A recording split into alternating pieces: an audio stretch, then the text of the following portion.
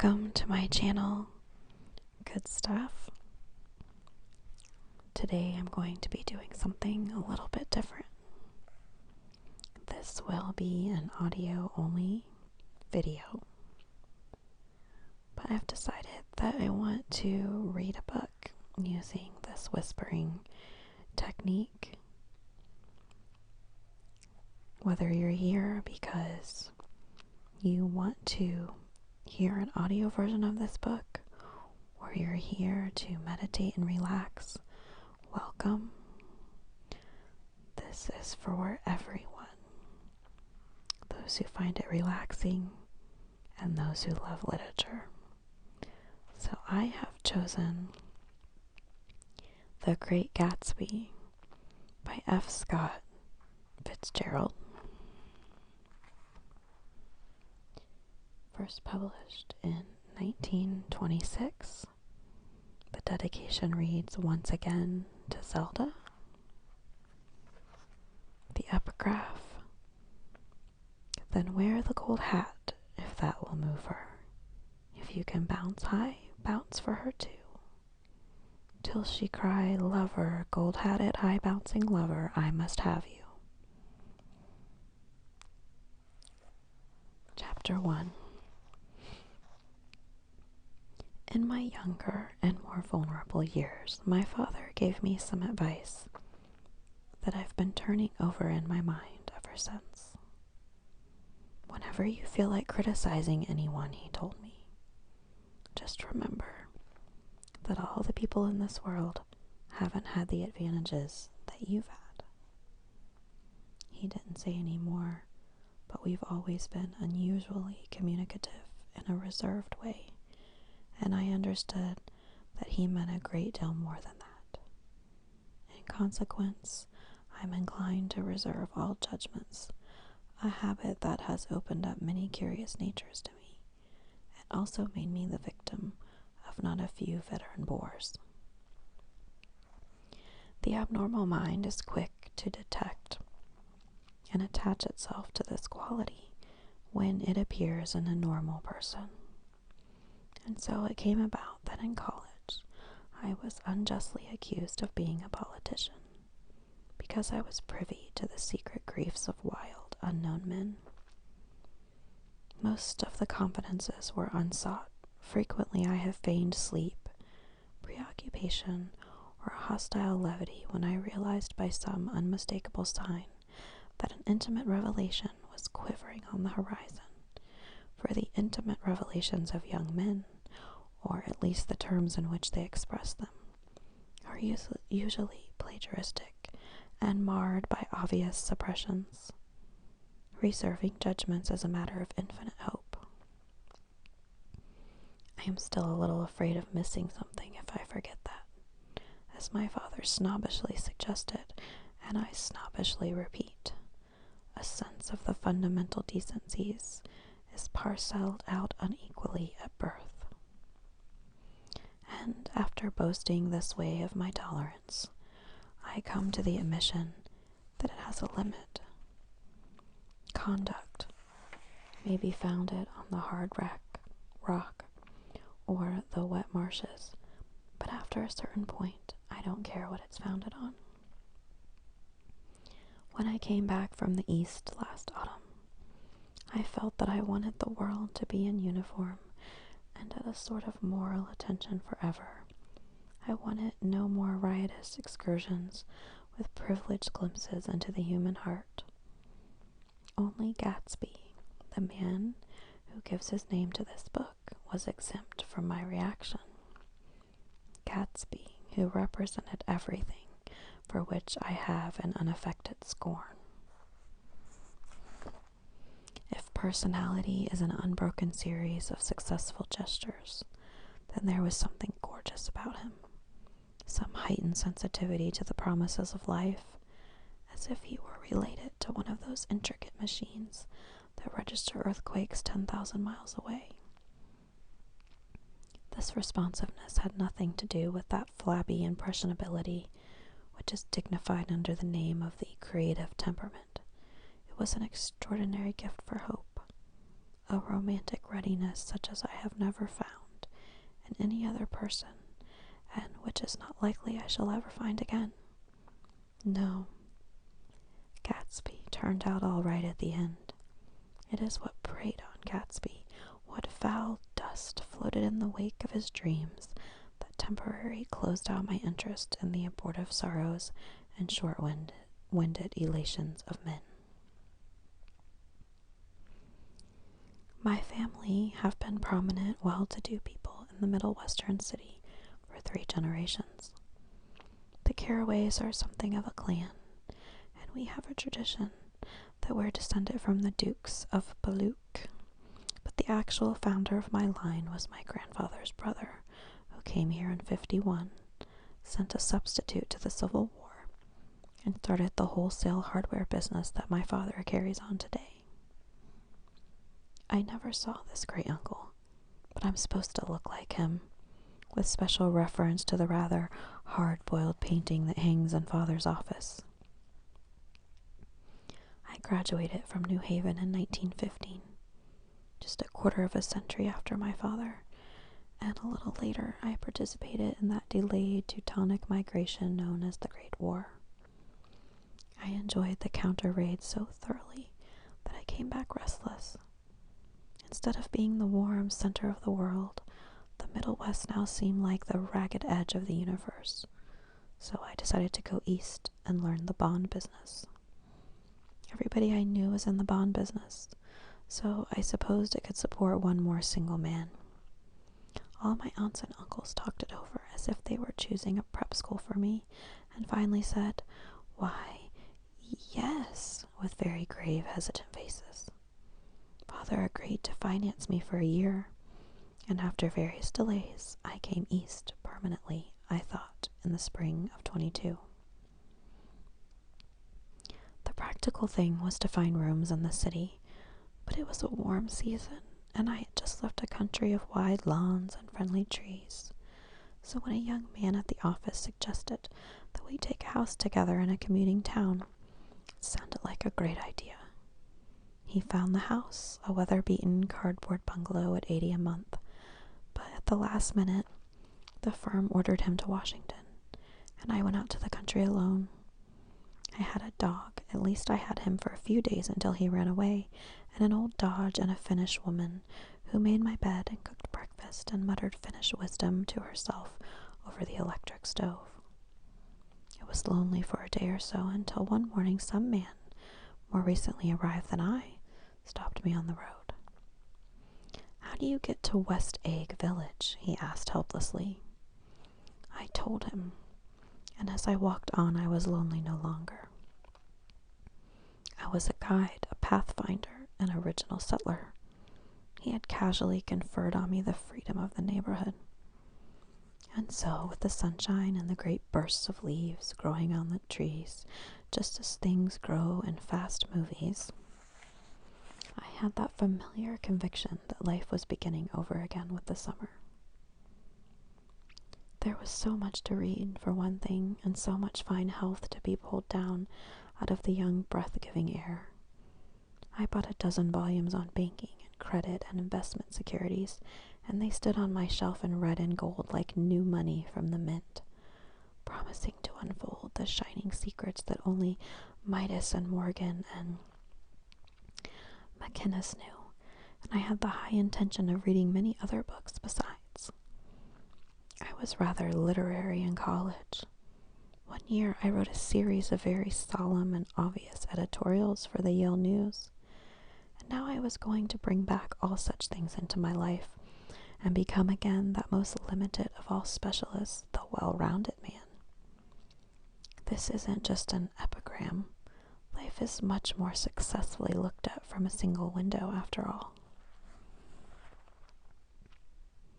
It was a matter of chance that I should have rented a house in one of the strangest communities in North America. It was on that slender, riotous island, which extends itself due east of New York, and where there are, among other natural curiosities, 2 unusual formations of land. 20 miles from the city, a pair of enormous eggs. I identical in contour and separated only by a courtesy bay, jut out into the most domesticated body of salt water in the Western Hemisphere, the great wet barnyard of Long Island Sound. They are not perfect ovals like the egg in the Columbus story.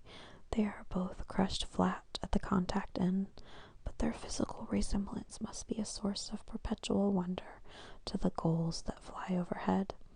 To the wingless, a more interesting phenomenon is their dissimilarity in every particular except shape and size.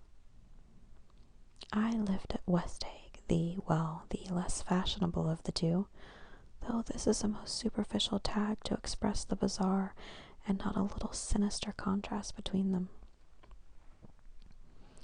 My house was at the very tip of the egg, only 50 yards from the Sound, and squeezed between two huge places that rented for $12,000 or $15,000 a season. The one on my right was a colossal affair by any standard. It was a factual imitation of some Hotel de Ville in Normandy, with a tower on one side, spanking new under a thin beard of raw ivy, and a marble swimming pool, and more than 40 acres of lawn and garden. It was Gatsby's mansion, or rather, as I didn't know Mr. Gatsby, it was a mansion inhabited by a gentleman of that name. My own house was an eyesore, but it was a small eyesore, and it had been overlooked, so I had a view of the water, a partial view of my neighbor's lawn, and the consoling proximity of millionaires, all for $80 a month. Across the courtesy bay, the white palaces of fashionable East Egg glittered along the water, and the history of the summer really begins on the evening I drove over there to have dinner with the Tom Buchanans. Daisy was my second cousin once removed, and I'd known Tom in college, and just after the war I spent 2 days with them in Chicago. Her husband, among various physical accomplishments, had been one of the most powerful ends that ever played football at New Haven. A national figure in a way, one of those men who reach such an acute limited excellence at 21 that everything afterwards savors of anticlimax. His family were enormously wealthy. Even in college, his freedom with money was a matter for reproach. But now he'd left Chicago and come east in a fashion that rather took your breath away. For instance, he'd brought down a string of polo ponies from Lake Forest. It was hard to realize that a man in my own generation was wealthy enough to do that. When they came east, I don't know. They had spent a year in France for no particular reason, and then drifted here and there unrestfully, wherever people played polo and were rich together. This was a permanent move, said Daisy over the telephone, but I didn't believe it. I had no sight into Daisy's heart, but I felt that Tom would drift on forever, seeking, a little wistfully, for the dramatic turbulence of some irrecoverable football game. And so it happened that on a warm, windy evening, I drove over to East Egg to see 2 old friends whom I scarcely knew at all. Their house was even more elaborate than I expected, a cheerful red and white Georgian colonial mansion overlooking the bay. The lawn started at the beach and ran towards the front door for a quarter of a mile, jumping over sundials and brick walks and burning gardens. Finally, when it reached the house, drifting up the side in bright vines as though from the momentum of its run. The front was broken by a line of French windows, glowing now with reflected glow, cold and wide open to the warm, windy afternoon, and Tom Buchanan in riding clothes was standing with his legs apart on the front porch. He had changed since his New Haven years. Now he was a sturdy, straw-haired man of 30, with a rather hard mouth and a supercilious manner. 2 shining, arrogant eyes had established dominance over his face, and gave him the appearance of always leaning aggressively forward. Not even the effeminate swank of his riding clothes could hide the enormous power of that body. He seemed to fill those glistening boots until he strained the top lacing, and you could see a great pack of muscles shifting when his shoulder moved under his thin coat. It was a body capable of enormous leverage, a cruel body. His speaking voice, a gruff, husky tenor, added to the impression of fractiousness he conveyed. There was a touch of paternal contempt in it, even toward people he liked, and there were men at New Haven who had hated his guts. Now, don't think my opinion on these matters is final, he seemed to say, just because I'm stronger and more of a man than you are. We were in the same senior society, and while we were never intimate, I always had the impression that he approved of me and wanted me to like him with some harsh, defiant wistfulness of his own. We talked for a few minutes on the sunny porch. I've got a nice place here, he said, his eyes flashing about restlessly. Turning me around by one arm, he moved a broad, flat hand along the front vista, including in its sweep a sunken Italian garden, a half-acre of deep, pungent roses, and a snub-nosed motorboat that bumped the tide offshore. It belonged to Demain, the oil man. He turned me around again, politely and abruptly. We'll go inside. We walked through a high hallway into a bright, rosy-colored space, fragilely bound into the house by French windows at either end. The windows were ajar and gleaming white against the fresh grass outside that seemed to grow a little way into the house. A breeze blew through the room, blew curtains in at one end and out the other like pale flags, twisting them up toward the frosted wedding cake of the ceiling, and then rippled over the wine-colored rug, making a shadow on it as wind does on the sea. The only completely stationary object in the room was an enormous couch on which two young women were buoyed up as though upon an anchored balloon. They were both in white, and their dresses were rippling and fluttering as if they had just been blown back in after a short flight around the house. I must have stood for a few minutes listening to the whip and snap of the curtains and the groan of a picture on the wall. Then there was a boom as Tom Buchanan shut the rear windows, and the caught wind died out about the room, and the curtains and the rugs and the two young women ballooned slowly to the floor.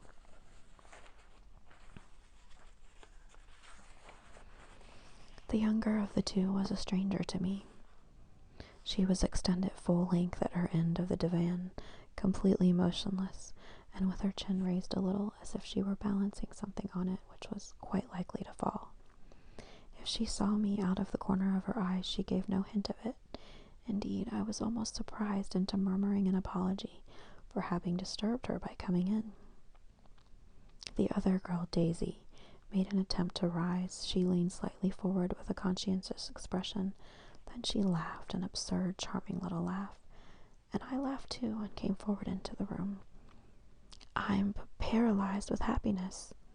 She laughed again as if she said something very witty, and held my hand for a moment, looking up into my face, promising that there was no one in the world she so much wanted to see.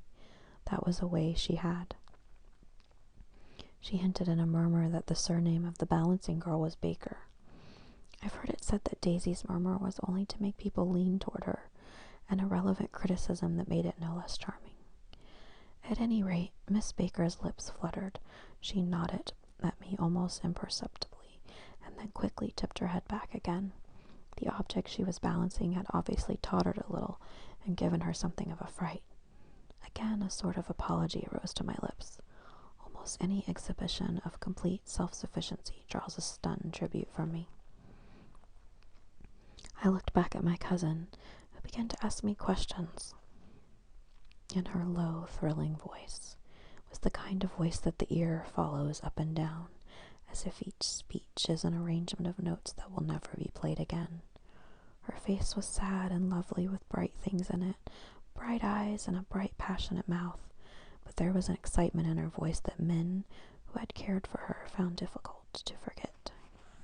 A singing compulsion, a whispered "listen," a promise that she had done gay, exciting things just a while since, and that there were gay, exciting things hovering in the next hour. I told her how I had stopped off in Chicago for a day on my way east, and how a dozen people had sent their love through me. "Do they miss me?" she cried ecstatically.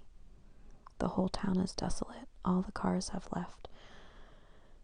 the left rear wheel painted black as a mourning wreath, and there's a persistent wail all night along the North Shore. How gorgeous.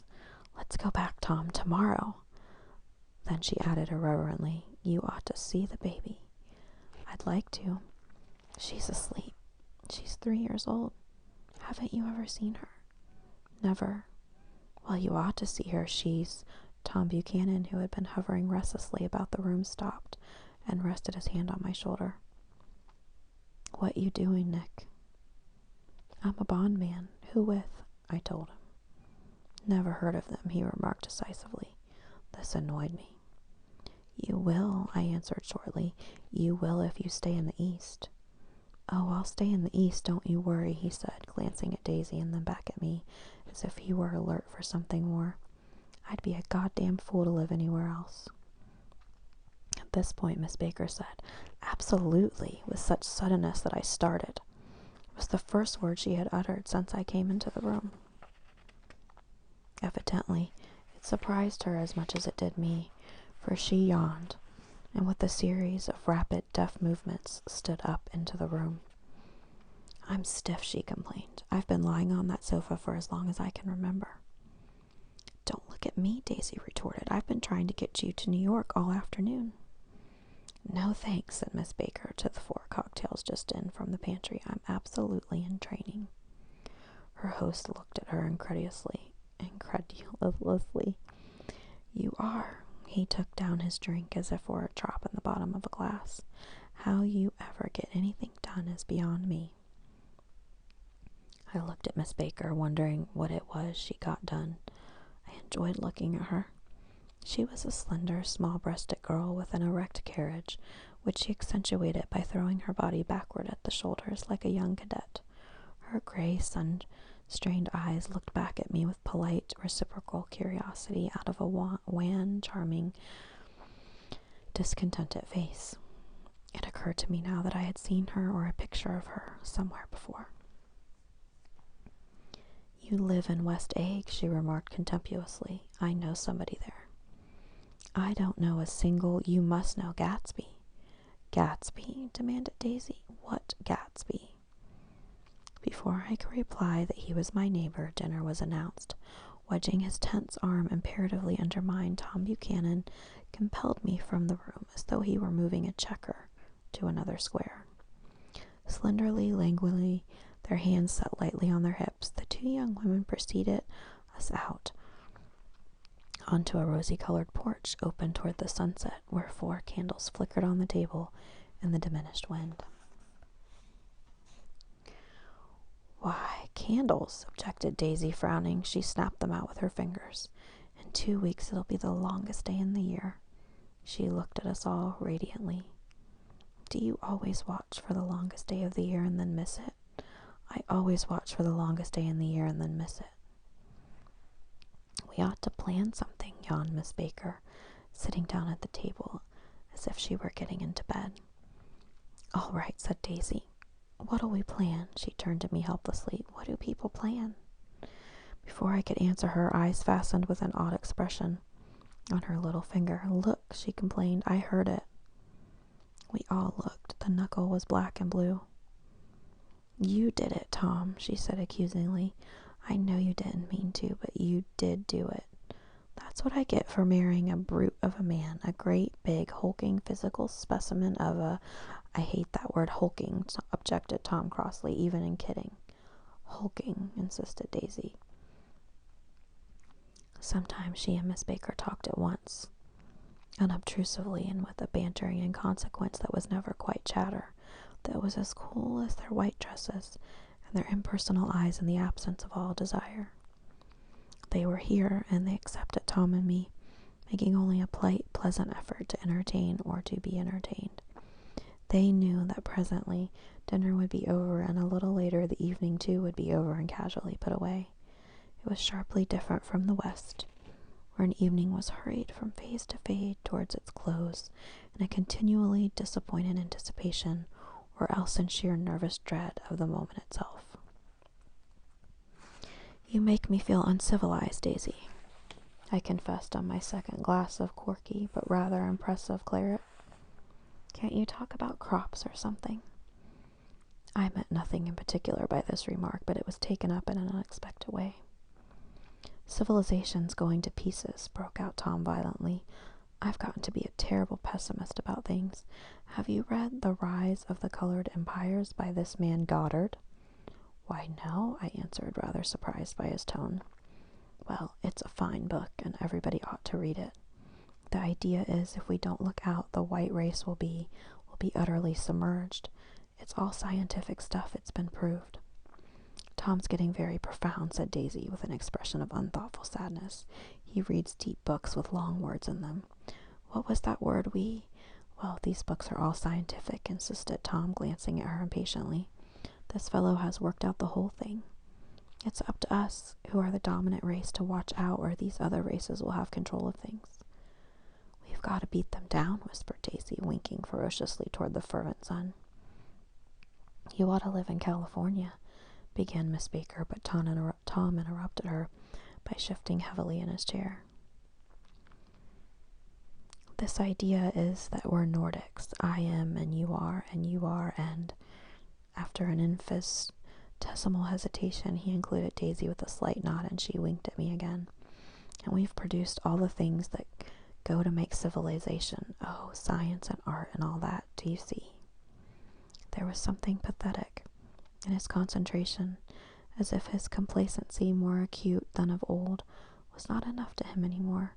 When almost immediately the telephone rang inside and the butler left the porch, Daisy seized upon the momentary interruption and leaned towards me. I'll tell you a family secret, she whispered enthusiastically. It's about the butler's nose. Do you want to hear about the butler's nose? That's why I came over tonight. Well, he wasn't always a butler. He used to be the silver polisher for some people in New York that had a silver service for 200 people. He had to polish it from morning till night, until finally it began to affect his nose. Things went from bad to worse, suggested Miss Baker. Yes, things went from bad to worse, until finally he had to give up his position. For a moment, the last sunshine fell with romantic affection upon her glowing face. Her voice compelled me forward breathlessly as I listened.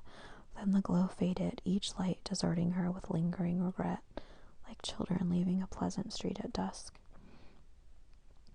The butler came back and murmured something close to Tom's ear, whereupon Tom frowned, pushed back his chair, and without a word went inside.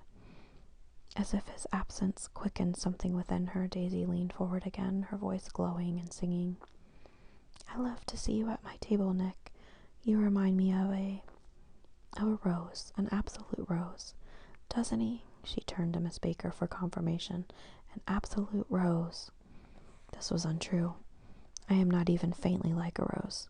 She was only extemporizing, but a stirring warmth flowed from her, as if her heart was trying to come out to you, concealed in one of those breathless, thrilling words. Then suddenly she threw her napkin on the table and excused herself and went into the house. Miss Baker and I exchanged a short glance, consciously devoid of meaning. I was about to speak when she sat up alertly and said, "Shh," in a warning voice. A subdued, impassioned murmur was audible in the room beyond, and Miss Baker leaned forward unashamed, trying to hear. The murmur trembled on the verge of coherence, sank down, mounted excitedly, and then creased altogether. This Mr. Gatsby you spoke of is my neighbor, I began. Don't talk, I want to hear what happens. Is something happening? I inquired innocently. You mean to say you don't know? Said Miss Baker, honestly surprised. I thought everybody knew. I don't. Why, she said hesitantly, Tom's got some woman in New York. Got some woman? I repeated blankly. Miss Baker nodded. She might have the decency not to telephone him at dinner time, don't you think? Almost before I had grasped her meaning, there was the flutter of a dress and the crunch of leather boots, and Tom and Daisy were back at the table. It couldn't be helped, cried Daisy with tense gaiety. She sat down, glanced searchingly at Miss Baker and then at me, and continued. I looked outdoors for a minute, and it's very romantic outdoors. There's a bird on the lawn that I think must be a nightingale come over on the Cunard or White Star line. He's singing away. her voice saying, "It's romantic, isn't it, Tom?" "Very romantic," he said, and then miserably to me, "If it's light enough after dinner, I want to take you down to the stables." The telephone rang inside.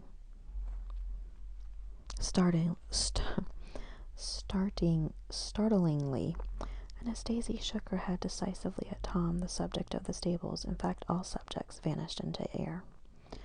Among the broken fragments of the last 5 minutes at table, I remember the candles being lit again, pointlessly, and I was conscious of wanting to look squarely at everyone and yet to avoid all eyes. I couldn't guess what Daisy and Tom were thinking, but I doubt if even Miss Baker, who seemed to have mastered a certain hearty skepticism, was able utterly to put this fifth guest's shrill metallic urgency out of mind. To a certain temperament, the situation might have seemed intriguing. My own instinct was to telephone immediately for the police. The horses, needless to say, were not mentioned again. Tom and Miss Baker, with several feet of twilight between them, strolled back into the library as if to a vigil beside a perfectly tangible body. While trying to look pleasantly interested and a little deaf, I followed Daisy around a chain of connecting verandas to the porch in front. In its deep gloom, we sat down side by side on a wicker settee. Daisy took her face in her hands as if feeling its lovely shape, and her eyes moved gradually out into the velvet dusk. I saw that turbulent emotions possessed her, so I asked her what I thought would be some sedative questions about our little girl. "We don't even know each other very well, Nick," she said suddenly. "Even if we are cousins, you didn't come to my wedding." "I wasn't back from the war." "That's true." She hesitated. "Well, I've had a very bad time, Nick, and I'm pretty cynical about everything." Evidently she had reason to be. I waited, but she didn't say any more, and after a moment I returned rather feebly to the subject of her daughter. "I suppose she talks and eats and everything." "Oh, yes." She looked at me absently. "Listen, Nick, let me tell you what I said when she was born. Would you like to hear?" "Very much." "It'll show you how I've gotten to feel about things. Well, she was less than an hour old, and Tom was God knows where. I woke up out of the ether with an utterly abandoned feeling and asked the nurse right away if it was a boy or a girl. She told me it was a girl, and so I turned my head away and wept. 'All right,' I said. 'I'm glad it's a girl, and I hope she'll be a fool. That's the best thing a girl can be in this world, a beautiful little fool.' You see, I think everything's terrible anyhow," she went on in a convinced way. "Everybody thinks so, the most advanced people, and I know. I've been everywhere and seen everything and done everything." Her eyes flashed around her in a defiant way, rather like Tom's, and she laughed with thrilling scorn. "Sophisticated. God, I'm sophisticated." The instant her voice broke off, ceasing to compel my attention, my belief, I felt the basic insincerity of what she had said. It made me uneasy, as though the whole evening had been a trick of some sort to exact a contributory emotion from me. I waited, and sure enough, in a moment she looked at me with an absolute smirk on her lovely face, as if she had asserted her membership in a rather distinguished secret society to which she and Tom belonged. Inside, the crimson room bloomed with light. Tom and Miss Baker sat at either end of the long couch, and she read aloud to him from the Saturday Evening Post, the words murmurous and uninflected, running together in a soothing tune. The lamplight, bright on his boots and dull on the autumn leaf yellow of her hair, glinted along the paper as she turned a page with a flutter of slender muscles in her arms. When we came in, she held us silent for a moment with a lifted hand. "To be continued," she said, tossing the magazine on the table, in our very next issue. Her body asserted itself with a restless movement of her knee, and she stood up. 10 o'clock, she remarked, apparently finding the time on the ceiling. "Time for this good girl to go to bed." "Jordan's going to play in the tournament tomorrow," explained Daisy, "over at Westchester." "Oh, you're Jordan Baker." I knew now why her face was familiar. Its pleasing, contemptuous expression had looked out at me from many rotogravure pictures of the sporting life at Asheville and Hot Springs and Palm Beach. I had heard some story of her too, a critical, unpleasant story, but what it was I had forgotten long ago. "Good night," she said softly. "Wake me at 8, won't you? If you'll get up." "I will. Good night, Mr. Carraway. See you anon." "Of course you will," confirmed Daisy. "In fact, I think I'll arrange a marriage. Come over often, Nick, and I'll sort of, fling you together. You know, lock you up accidentally in linen closets and push you out to sea in a boat and all that sort of thing." "Good night," called Miss Baker from the stairs. "I haven't heard a word." "She's a nice girl," said Tom after a moment. "They oughtn't to let her run around the country this way." "Who oughtn't to?" inquired Daisy coldly. "Her family." "Her family is one aunt about 1,000 years old. Besides, Nick's going to look after her, aren't you, Nick? She's going to spend lots of weekends out here this summer. I think the home influence will be very good for her." Daisy and Tom looked at each other for a moment in silence. "Is she from New York?" I asked quickly. "From Louisville. Our white girlhood was passed together there, our beautiful white—" "Did you give Nick a little heart-to-heart talk on the veranda?" demanded Tom suddenly. "Did I?" She looked at me. "I can't seem to remember. But I think we talked about the Nordic race. Yes, I'm sure we did. Sort of crept up on us, and first thing you know—" "Don't believe everything you hear, Nick," he advised me. I said lightly that I had heard nothing at all, and a few minutes later I got up to go home. They came to the door with me and stood side by side in a cheerful square of light. As I started my motor, Daisy peremptorily called, "Wait! I forgot to ask you something, and it's important. We heard you were engaged to a girl out west." "That's right," corroborated Tom kindly. "We heard that you were engaged." "It's a libel. I'm too poor."